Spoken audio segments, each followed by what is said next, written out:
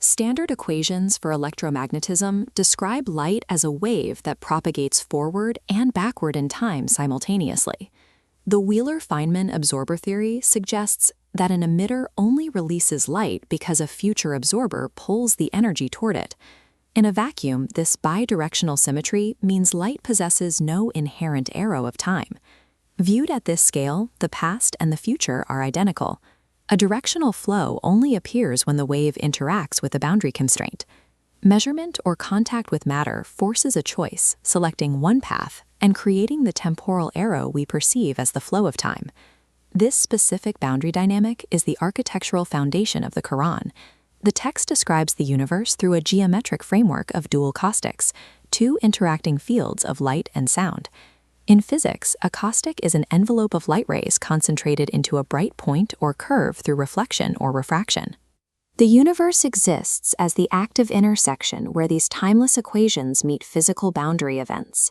The light caustic, or L field, holds timeless constraints and deterministic laws, the absolute command of structure.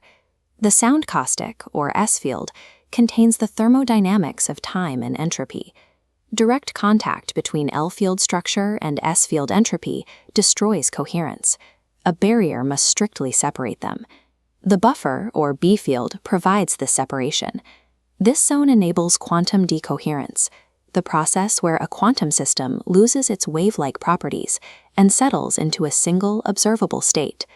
The Quran defines this buffer as the mizan, or the balance. Verse 1526 traces the origin of human consciousness to clay, describing the physical material that serves as this mediating interface. Consciousness functions as the technology that allows the interaction of light and sound. By processing absolute truth through a temporal lens, the buffer preserves the system. Common interpretations of Quranic gender dynamics, like the 2-to-1 testimony ratio, view them through a cultural lens. Reframing these dynamics as field operators reveals a specific quantum topology. The masculine functions as the localized particle, a discrete, action-oriented node. This localized particle rests on a broad, oscillating grid, the feminine wave field. This grid provides a distributed, stabilizing environment for the system. In quantum mechanics, naming is an act of measurement that collapses a wave into a localized point. This is why the feminine field in the Quran remains largely unnamed. Naming would collapse the stabilizing wave field. These unseen fields are crucial for stability. Verse 66:11 highlights Asiya as a field that sustains faith against the pressure of the L field, while verse 28:10 describes Musa's mother as a silent transmission channel for the field's data. The feminine field creates the foundational grid, allowing the masculine particle to act within the buffer without destroying the system.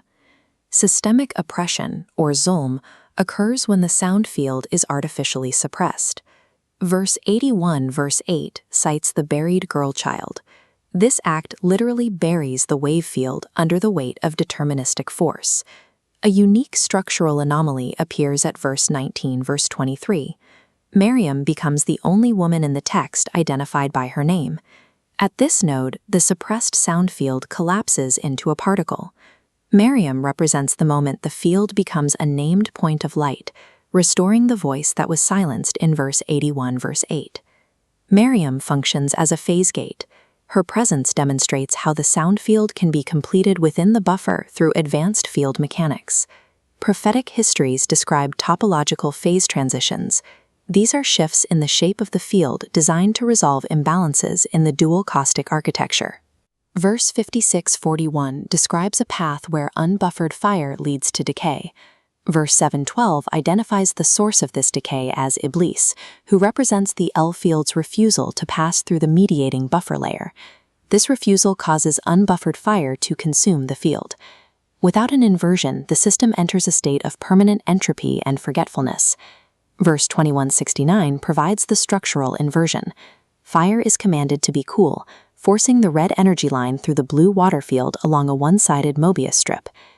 At verse 7:14-3, Musa experiences a localized collapse at the mountain, shattering and reforming consciousness, purifying the damaged lineage. The energy of the system must be cooled and returned through these phase gates to avoid a total loss of information. A matrix maps all wave, particle, and buffer intersections. Isa combines Maryam's wave with the roof particle, generating the word. Musa unites his mother's wave with his recovered consciousness, creating purified sound. Ahmad merges the unlettered wave with a book's particle, forming the final seal. Because this matrix accounts for the three primary interactions of wave, particle, and buffer, it completes the requirements for a stable system. The dual-caustic system achieves mathematical closure through a final topological loop.